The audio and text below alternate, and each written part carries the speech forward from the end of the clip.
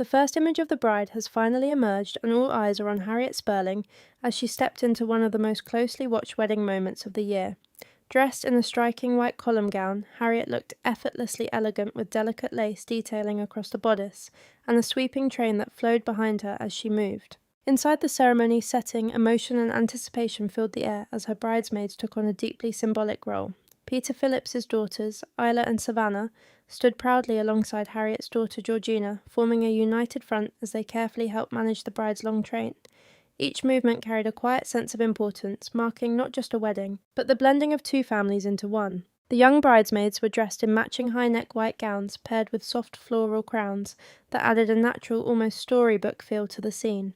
In their hands they carried bouquets with subtle splashes of blue, a gentle contrast that tied the bridal palette together with refined detail. 13-year-old Georgina stood out with a particularly graceful presence, her gown carefully coordinated with both her mother and her new stepsisters.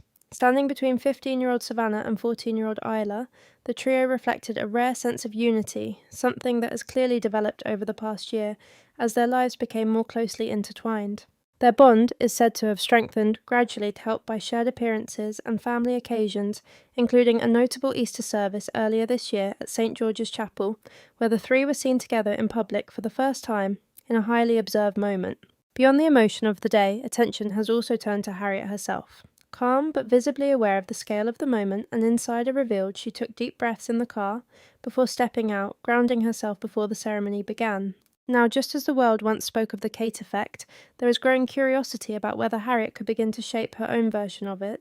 With her polished, yet approachable style and natural elegance, she enters royal life with the kind of presence that often captures public imagination almost instantly. And as this new chapter begins, many are already asking one question: are we witnessing the early rise of the Harriet effect? If you enjoyed this update, make sure to subscribe for more royal stories as they unfold.